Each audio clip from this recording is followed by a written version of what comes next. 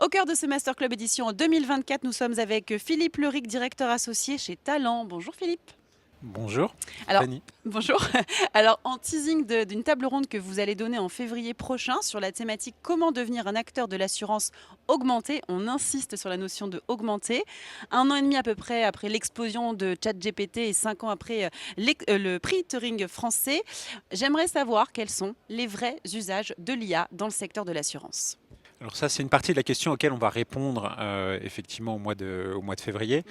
C'est vrai que aujourd'hui, quand un certain nombre de dirigeants viennent nous voir et de plus en plus nombreux sur qu'est-ce que je peux faire avec de l'IA générative, qu'est-ce que c'est que l'IA générative, est-ce que je suis en train de rater quelque chose, la vraie question qui se pose, c'est pas celle-là. La vraie question derrière, c'est aujourd'hui dans mon entreprise, on a une révolution technologique et comment est-ce que je deviens vraiment une entreprise augmentée pour capitaliser sur des technologies qui sont plus faciles à utiliser et beaucoup plus pratiques et qui vraiment changent complètement la donne au niveau des fonctionnements et au niveau des offres qu'on peut faire aussi à nos clients. Et c'est ce retour d'expérience. Alors, qu'on veut faire et qu'on veut construire.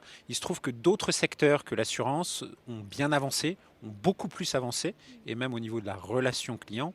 Et l'assurance est un peu le parent pauvre de cette révolution. Il y a une crainte de la part des assureurs. Pourquoi est-ce qu'il y a autant de retard par rapport aux autres secteurs? Alors je pense qu'il y a une crainte parce que déjà on est sur un métier, on est sur une profession qui travaille sur le risque. Et quand on est par essence à travailler sur le risque, quand il s'agit de prendre un risque pour investir et pour aller de l'avant, eh ben, on ne va pas être le premier à le prendre.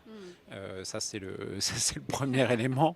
Le deuxième élément, c'est que on a aujourd'hui des fonctionnements, on a des modes de travail qui restent très traditionnels, qui restent très ancrés sur des processus habituels et que les tarifs en plus étant quand même ceux qu'ils sont relativement restreints, ben, la volonté d'investir et de se dire je me projette dans le futur et je vais mettre à plat ce que je suis en train de faire depuis des dizaines d'années, voire des centaines pour les plus gros acteurs, c'est quelque chose qui est beaucoup trop risqué, ou en tout cas qui fait peur. Et cette peur se constate dans un certain nombre de pratiques, un certain nombre de fonctionnements qui restent encore loin des standards du marché. Parfait. Ben, merci beaucoup d'être venu nous parler de cette IA générative, Philippe. Mais de rien, et puis au plaisir. Au plaisir, merci.